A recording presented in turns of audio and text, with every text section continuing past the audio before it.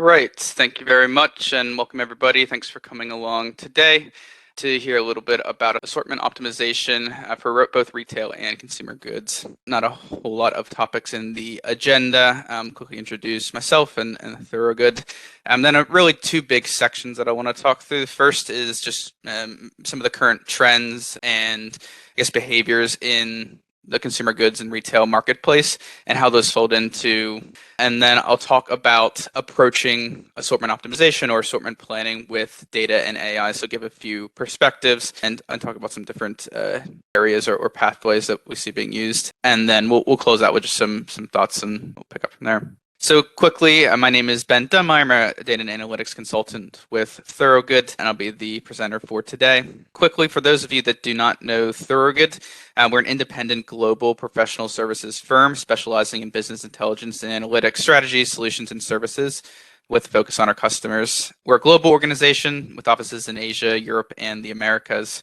All of our consultants are recruited and trained in the same way to develop a unique mix of skills, blending business understanding in the form of industry and functional experience, along with strong technical aptitude and a deep understanding of analytical tools and techniques. And you can see on the screen, we offer a full range of data analytics services, including strategy and roadmaps, design, implementation.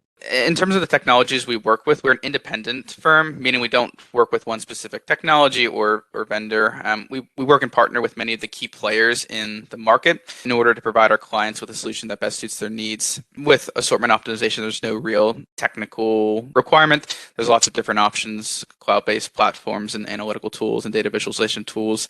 So we can kind of keep a pretty open mindset in how we might apply some of these techniques or approaches with given data architecture or one planning to move towards. So I'll get into the main topic here. Firstly, I've just grabbed a few quick quotes or references and just to kind of set our mindset or maybe reflect on really the last couple of years, but where we've seen some strong trends maybe disrupt things, but also enter the marketplace. So a big one and one probably heard on the news and just in normal day to day is the growth of e-commerce. So something cited from Forbes being that by the end of this year, 2022, there's an expectation that e-commerce will account for nearly a fifth of global retail sales and pretty substantial growth. Something that I think with an increasingly complex supply chain, increasingly complex acquisition of materials and an abundance of products and brands out there, this is something Bain that is shared as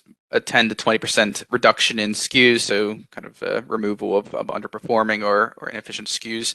Could turn around 10% in savings in a number of different areas. So something that with assortment optimization often gets coupled together as you're thinking about what products might not be part of your lineup. Looking at growth of channels, something from Kantar, citing that the growth of online is expected or kind of projected to grow 63% in the next 5 years. And nearly 80% of customers at the point of this survey was taken had purchased online in the last year. So again, it ties in with the first one and the growth of e-commerce. And then paper from McKinsey a couple years ago. This was really right after the pandemic, so near the end of 2022. Just a few themes that they've identified among consumers or shoppers. So shift to value and essentials, flight to digital and omnichannel, shock to loyalty, health and caring economy, and a homebody economy. So it's things I think we've recognized and lived through, and now seeing how it's materializing as we might get back to a bit of a more normal landscape, but still some stark differences. But I think important to take into account the movement and evolution of just the industry and the tactics that are being used, because we'll also have to, one of the points I'll make later is how we'd want any solutions to kind of evolve with them, and I'll talk a bit about that. A few more trends here, and I'll really tie this into assortment optimization. One is around supply chain volatility, so a lot of people realizing this both in just trying to buy stuff, but also likely within the organizations you're a part of. So it's continually putting a strain on pure availability of products, which obviously hits the bottom line directly. Forecasting becoming particularly difficult and hard to get accurate and live up to. So I mentioned this a couple of times, online growth, and with that, re-looking at strategies, marketing strategies, pricing strategies, and all those sorts of things. I think you could always say that shopper behavior is evolving and changing. Some of the things that pop to mind right now is systems focuses on sustainability and also focuses on other kind of niche products or a certain criteria that products have. But we can see socioeconomic and generally activities or criteria impacting the way in which shoppers are behaving. And some of those things can be seen maybe directly from shoppers just by what they're actually purchasing and the frequency that they're purchasing it. But might also think about ESG and other sorts of data sources that could give us maybe a little bit of a prediction of it going to happen. Direct-to-consumer brands are continuing to grow. We're seeing big consumer goods manufacturers buying up potentially, but also independent DTC brands sometimes disrupting categories. Another one, product personalization and speed delivery being important, some of the changed mindset and changed buying behaviors. On the technology and data side, we just continue to see more and more data sources. We see more and more third-party vendors that are curating their unique product and selling it. We just see a pure volume growth in data that is acquired. It's only going to continue, of course. Something, and I think of this first with supply chain, but higher and kind of more pressure on reducing data latency, so the speed at which data is made available. If you think about Monday mornings having a point of sale and syndicated data available, with supply chain data, you're nearly wanting to make decisions in real time. So how do your data systems that you might be using to make those decisions keep up? I think we're seeing more openness in data sharing if the use case makes sense. So both third-party data providers, which again are not necessarily sharing data but selling it, we see that filling the marketplace, and retailers specifically being a bit more open to sharing more information with their manufacturer partners. When we look at suppliers, and I'll talk about this in a bit, but it's still a big challenge, I guess, both on the supply and the retailer side, is really collecting very diverse sources, supporting them and harmonizing them. If we think about a manufacturer that obviously works with maybe hundreds, if not thousands of retailers globally, how are you collecting all that point of sale information? To what extent are you aligning it? How are you kind of keeping up on beginning of the week if there are failures in data and teams aren't getting what they need? It's a lot of diverse, disparate data that obviously has a lot of shared characteristics, but sometimes hard to keep up with. And another thing we're seeing is increased investment in the relationship and maybe symbiotic relationship between retailer and supplier, with a particular keenness on showing and exemplifying and using digital capabilities. So that can be a differentiator. We're looking at making decisions on category alignment of categories or products and categories, having the ability to draw on some like data-driven or insight-driven recommendations or backing can be a really, really strong and persuasive element. So hopefully sets the stage a little bit. Again, I didn't really talk about assortment optimization, kind of jump right into it, but really what we're thinking about is the activity of identifying for a given category, or if it's done at a different level of detail than that, defining what the grouping of products is, what are we removing, what are we adding, and also the details of where it's lined on shelves. So again, kind of hopefully can see how some of the trends in the marketplace do impact that. It impacts what people are looking for, how much it costs to manufacture things, and they're the underlying margin that can be achieved, and a number of things. What I really like to get to now is kind of how we might take what we know about data and analytics systems, what we know about assortment optimization, maybe objectives, and how we might lay out a bit of a plan or approach to achieve it. And I'll try to hopefully not harp on, but hit on a couple of key points a couple of times because they're things I believe pretty strongly in. So I'll kind of build this out. And again, just a kind of generic approach that we see taking, and I'll want to call out a number of points with each of these. The first one I'll talk with is just kind of the scoping or the definition of what we're doing and how we're doing it.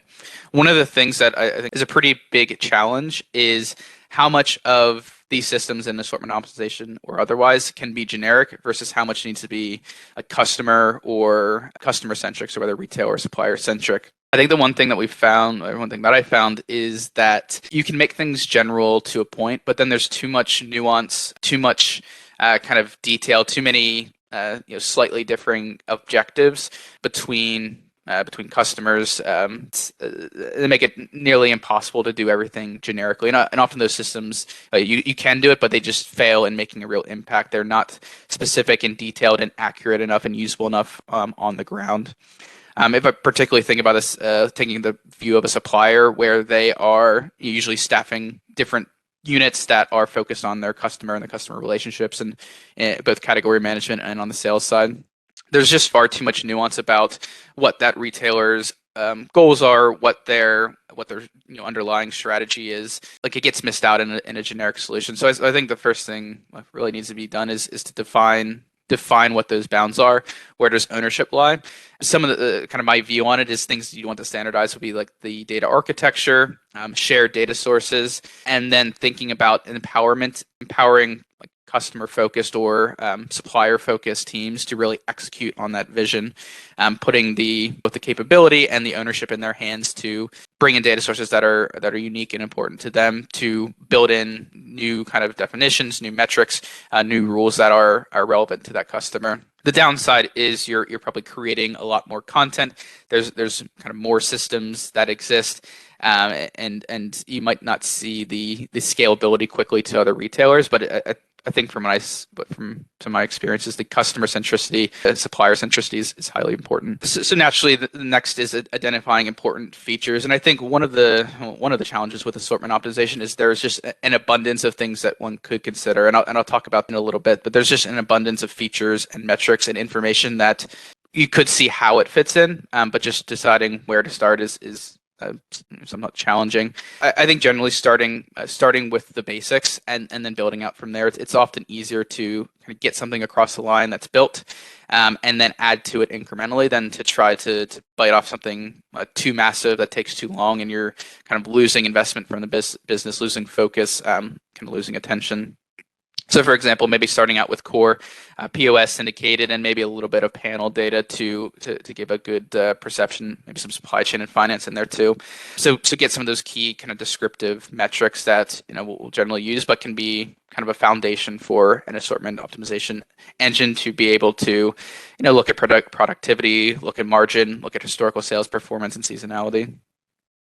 So again, I'll kind of revert back to this, but we also want to be thinking about what's important on the supply side and the retailer side. So I think sometimes people, like organizations, can be too centric on like what's relevant to them. So we care very much about margin, but our customer, the retailer, obviously they care about their margin, but they have some different ambitions. So how are you making sure that you're taking a comprehensive view, thinking about the category is really a shared entity, and how are we taking the objectives, some of the key attributes or metrics from both sides and incorporating them, just keeping that open mindset.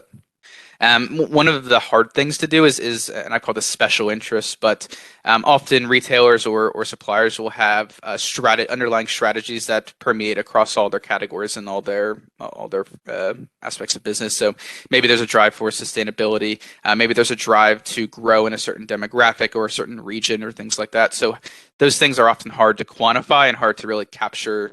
Can be hard to capture data for, but you still want to include them, and that can be that nuance, that difference can be can really play a big role in getting those extra few items included in the category versus not. If you're able to really line up and think along the same lines between supplier and retailer.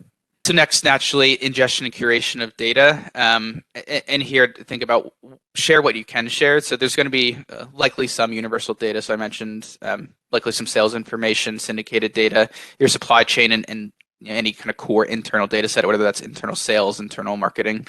So there will be certainly some shared data, and you do want to share that. But then, like I talked about initially, we want to figure out where to make that split, where to give that kind of specific customer or specific supplier focus to really execute. And again, I think we're seeing a little bit of beyond assortment optimization, a little bit of a shift from big data to big and wide data. So often folks will think of big data as being long data, kind of a lot of information, lots of records, voluminous. We're seeing a bit of a mindset now that is of course because that's not going to change, but also wide data. So lots of attributes, as much information as we can acquire. We're not dropping that. Historically, we build a well-curated, structured data warehouse that takes 100 incoming columns and narrows it down to 20 or 15 that are used for data visualization, and really now we're trying, not moving away from that, but not losing out the possibilities that additional data can provide. And sometimes it doesn't, but you want to have the option, of course, to use that data. So be thinking about not excluding any data, keeping everything, and like it might become helpful in the future. So then really the creation of some sort of recommendation or scoring engine. So how are we actually taking these inputs and features and coming up with some sort of recommendations for assortment optimization? And there, I think firstly you'd want to think, well, what do I want the recommendations to be, or what do I want the output to be?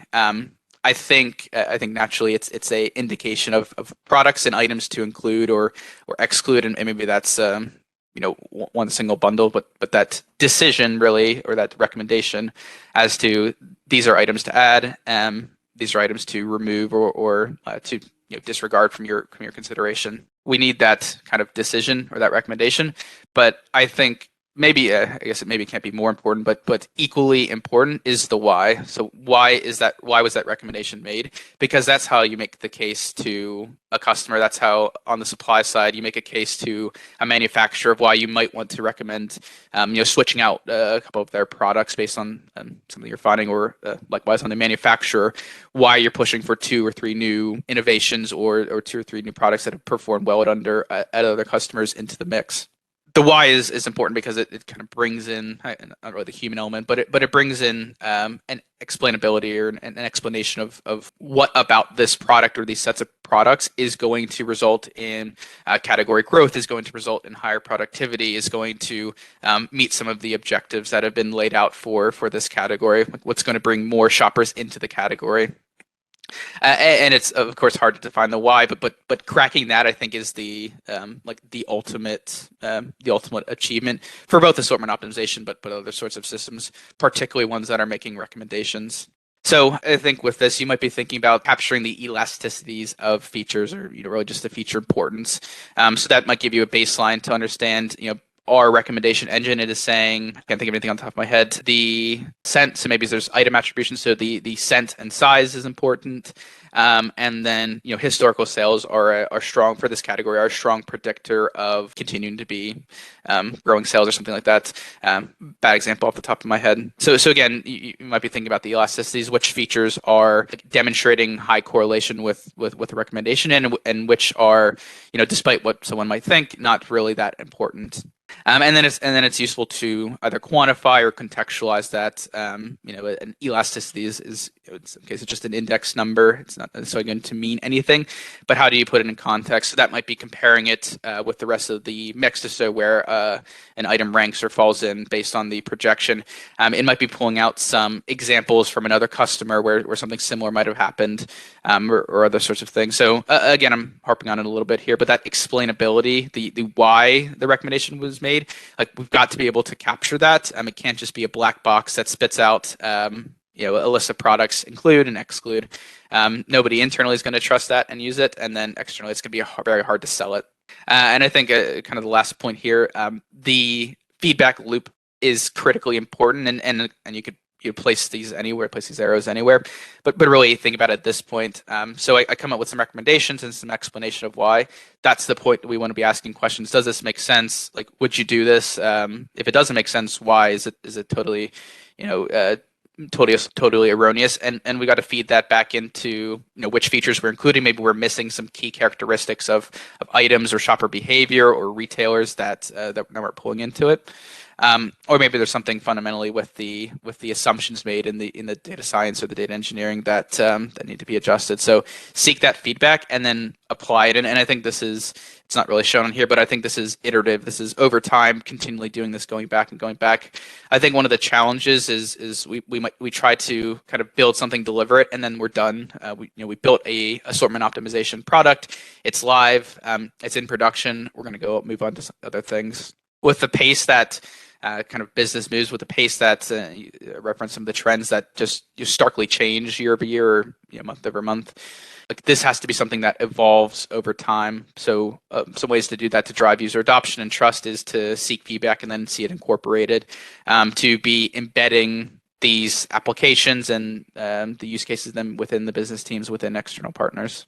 So again, easier said than done, but I think that's pretty critical. And it leads me into this point here, but the embedding, involving, and driving adoption. So you kind of build something, you're continually iterating on it and improving it. You're driving the product forward. Some of the things I mentioned, the pace of business, the changing strategies, new market conditions, they're always causing maybe new problems to come up, but new requirements, and sometimes at a moment's notice. I think historically, assortment optimization is really kind of done by the calendar, maybe twice a year. Some categories a bit more often that are higher volatility. We might not change that aspect of business. It's a pretty traditional way to go about it, but we might want to change what our capabilities are. This might be a system that's continually running, continually giving information, and continually making recommendations. So we don't have to wait 3 months out when that category management discussions happen as to what the assortment will be, but we're kind of feeding that information all along the way. I'm seeing there's this behavior. I'm seeing these few products really increasing productivity. We have some similar products that we can bring in, or we've only got distribution in 50% of stores. Like, this is an opportunity to increase that to all stores. So maybe breaking the narrative that it's just a once a year, twice a year reset, but that probably still happens just practically. But how are you taking the information and using it day to day to influence business meetings, influence kind of strategies, and really collaborate between supplier and retailer? A few, I guess you could say, lots of things are keys. Responsiveness, fluency across both technology and business. So when we're explaining the outputs of some sort of analytical model, whether statistically driven or machine learning driven, or probably both, after that fluency. And I think the other thing that sometimes gets a bit of pushback is doing kind of ad hoc or throwaway analyses. Maybe it takes a week to pull something together, but that could be the difference of getting a product or two included in an assortment or not. Maybe it's something that just doesn't fit within the system, is a unique case. Be open to doing those sorts of things. And then I'll talk about this more in a bit, but the operationalize the tool. So it's not just some report that folks come to or an output that people look at every now and then. Maybe ultimately you want to be embedding data and analytic driven insights and information into an assortment product or platform, where you're also managing your planogram, where you're also scheduling orders, where you're also collaborating with partners. So again, it's almost more of an app or data as a product field, as opposed to just an application or a service or a report. So I'll kind of quickly move through this and then close out the session here, just talking about what a solution might look like. So generally, we'll probably start with syndicated and point of sale data. And again, this is an achievement in it of itself. Lots of retailers out there, lots of syndicated sources. We have to get this as the basis, or the base foundation of the system, and working. Making this simple, having a data store with some orchestration, processing, analysis tools. Not really focused on that for now. And the sort of things we can get: sales, productivity, inventory, distribution, lots of other things too, but I just listed a few key ones there. And with this, we can do some forecasting, certainly historical forecasting off sales. It's kind of the foundation of it, and we can maybe pull in a few different factors. Plan and seasonality. We might do some kind of ranking or indexing. So you might do some kind of category ranking to see how you're stacking up productivity-wise, sales-wise, those sorts of things, and some descriptive analytics. I think first and foremost, this has to be kind of set, sorted, and working. You have to have reliably getting this information every Monday or every 4 weeks, whatever it is. And the only way to kind of go further, go faster, and expand from here is to have this foundational kind of elements working reliably. We might think about a few internal sources, so maybe our sell-in or our purchases, our orders, whatever we want to call it, our supply chain, and we'll feed that in. Get things like margin, availability of both materials and finished goods. I kind of categorize SKU rationalization, but any decisions on simplification of SKUs. The other one I mentioned a few times is strategies. So this I guess internally stemming strategies that you might share externally. So a retailer sharing it with their providers, or manufacturers sharing some of their strategies with their customers. So those strategies might come in the form of some quantitative data sources, or maybe not. And again, I've kind of grabbing a few different buckets here. There's tons of data, tons of inputs, but a few key ones that I'd like to kind of talk through. I think a big unlock is of course shopper data. So understanding and describing and in some cases predicting shopper behavior. That might come in the form of loyalty data. We have things like Numerator, which provide panel, survey, social data bucketed in there. And also demographic information. So what can we learn about our shoppers? I think something that's kind of seen is if you can get the syndicated and POS data feed right, if you have your internal data right, you're able to present a pretty kind of informative and well looked at front in that you're able to curate data. You're able to make some decisions off data. You can make a case to a retailer to share more data with you, for example. So I think using kind of iteratively using things that you can build and adding to them over time, and using kind of what you have built and its quality to convince others to provide data or to convince the investment in some new data sources. So I think it's a little bit of using kind of what you've built and what you've produced to show a bit, demonstrate a bit, and kind of get more data, get more investment. So we can get things like affinities, penetration, and segmentation. And last one I'll call about here is really on the retail side, as I talked about POS and syndicated. This I think is a lot of kind of demographic, attribution information, whether it's information about the store, about items, about the planogram. We might be doing things like planning, space planning, obviously, and segmentation. I think segmentation is a huge one. And I think this is where the nuance of specific retailers need specific focus, because, we might have 1,000 stores and 200 behave this way, 500 behave this way, and then there's, a bunch of random assortment. It's just too hard to do these things generically. I think it's got to have at least the customer focus. And even within that, there's a level of detail that is kind of unique and challenging. So, and could we introduce some segmentation in our stores and our items that will really feed into the forecasting, feed into the system? If I'm able to define stores that I think behave in certain ways, whether I'm kind of classifying those together, using any other sort of methodology, that can be really effective in then making kind of better, more informed decisions. If you can say, these group of stores have the same POG and have some of these same criteria, we're going to make this recommendation at the 50% of stores or whatever it is. So I think that's really key, and it almost fits outside of assortment optimization because it has lots of other use cases. But I think a pretty valuable thing. Same with shopper segmentation, a huge topic right now. So looking at the time here, we need to close out. I think really what we're building towards is maybe getting, not losing the descriptive analytics or the reporting and that we generally do, but seeing what we can feed into it. So segmentation, I mentioned, forecasting, pretty important to as a draw and pretty clear way to like demonstrate this is what we think will happen, and this is why we're recommending these 3 products or removing these 2 products, whatever it is. The actual recommendation and the why. And then another thing to be thinking about is scenario modeling. So what happens if I place these 2 products in and pull these 3 products out? Something like cannibalization comes to mind. So if we're introducing 2 new products, I'd like to see what we project happens with cannibalization of existing brands or our own brands. What happens to our competitors? Do we eat into their share, or do we just kind of pull from our own bucket? So those sorts of things are like once you have the base, once you have enough data, those are things I think can be worked into this assortment optimization kind of product. All right, I'll close out here with just a few thoughts. And again, I think this is future. This is where we could work towards a lot of stuff here, a lot of data, a lot of application of data and analytical methodologies, but some things that are maybe some reach goals or some things to be striving for, and things where we're seeing kind of being worked on at the moment in different cases. So identifying white space, a huge part of assortment optimization is are there areas where we're missing out on things that shoppers are seeking? The embedding of data and AI into kind of business products. So it's not just something someone goes to look at some reports.